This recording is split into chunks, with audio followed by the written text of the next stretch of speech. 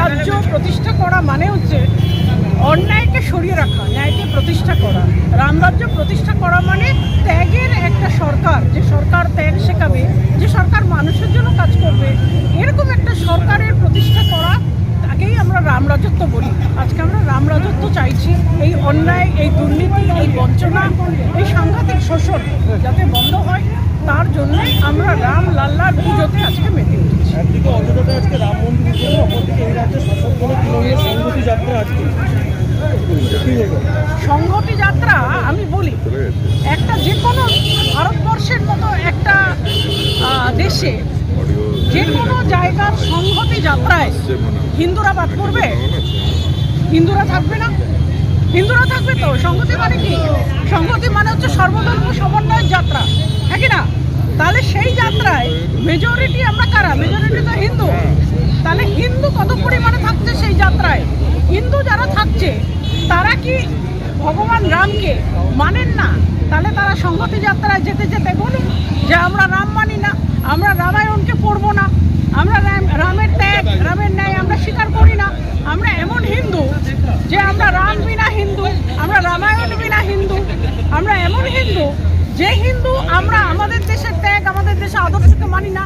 সেই ধরনের হিন্দুকে নিয়ে সংহতি যাত্রা করছে কি? সংহতি যাত্রায় যদি বড় পরিমাণ হিন্দু থাকে, যেটা থাকার কথা, সংহতি মানে সর্বধর্ম সমন্বয়ের যাত্রা, তাহলে তো সেখানে তো রামের মূর্তি, ধর্মের মূর্তি আগে করে নিয়ে যেতে হবে। সেটা যদি না থাকে তাহলে কিসের সংহতি ম্যাডাম? বিরোধীদের সংহতি। আমরা ধর্ম নিয়ে রাজনীতি করি না, ধর্মটা রাজনীতির ঊর্ধ্বে। যারা ধর্ম নিয়ে রাজনীতি করছেন তাদের মানুষ চিনে গেছে তারা কারা। আজকে বিভিন্ন ধরনের জিনিস নিয়ে রাজনীতি হচ্ছে, শুধু ধর্ম নিয়ে নয়। বিরোধীদের দেখবেন যে দুর্নীতির পাহাড়ের ওপরে বসে আছে। কেউ দেখবেন গরুর খাবার বেচে, গরু যে খায় সেই খাবার বিক্রি করে দিয়ে জেল খেটে এসছে। কেউ মানুষের খাবার, মধ্যবিত্তর পেটের ভাত মেরে দিয়ে কেউ ঘুরে বেড়াচ্ছে। কেউ সাধারণ মানুষের, সাধারণ ঘরের, খুব সাধারণ, খুব গরিব ঘরের ছেলে মেয়েদের চাকরিগুলো বিক্রি করে দিয়ে সেই টাকায় খেয়ে দিয়ে ঘুরে বেড়াচ্ছে। এদের যে জোট, এদের যে একজোট, এই দুর্বৃত্ত, এই ন্যায়হীন, নীতিহীন অপরাধীদের জোট, এই জোট আজকে কি বললো? মানুষ তার ডাকে সাড়া দেবে না। আজে বাজে কথা বলে লাভ নেই।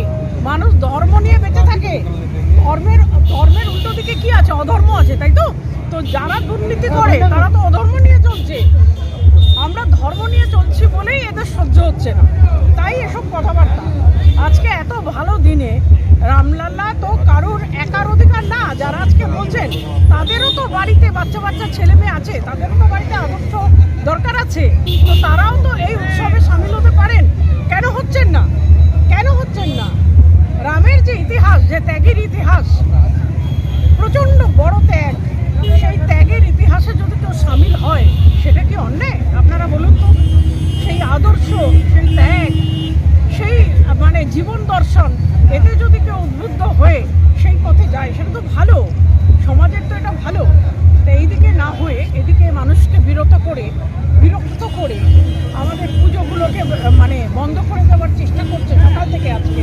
এটা তো খুব অন্যায় জিনিস, এটা মানুষ মেনে নেবে না। আপনারা অচিরেই দেখতে পাবেন যে রাম মন্দিরে আজকে রামলাল্লার প্রতিষ্ঠা দিবস, অযোধ্যায় যে প্রতিষ্ঠা হচ্ছে, প্রাণ প্রতিষ্ঠা, তারই উৎসবে আমরা সবাই মেতে উঠেছি। আজকে আমরা এখানে এসেছি যাতে মানুষের আদর্শ, মানুষের নীতি, সামাজিক ন্যায় বজায় থাকে, মানুষ যাতে সম্মান ও আদর্শ নিয়ে বেঁচে থাকতে পারে। রামলাল্লার কাছে এই প্রার্থনা করে তার প্রাণ প্রতিষ্ঠার এই উৎসবে আমরা সবাই সামিল হলাম। একের পর এক ইডির তল্লাশি অভিযান চলছে। একদিকে শেখ শাহজাহান ফেরার রয়েছে, অন্যদিকে প্রসন্ন রায়ের ব্যাপক সম্পত্তি উদ্ধার হচ্ছে। কি বলবেন? দেখুন, ইডির পথে চলবে, তার কারণ ইডি আইনের একটা agency, an agency to uphold and enforce the law.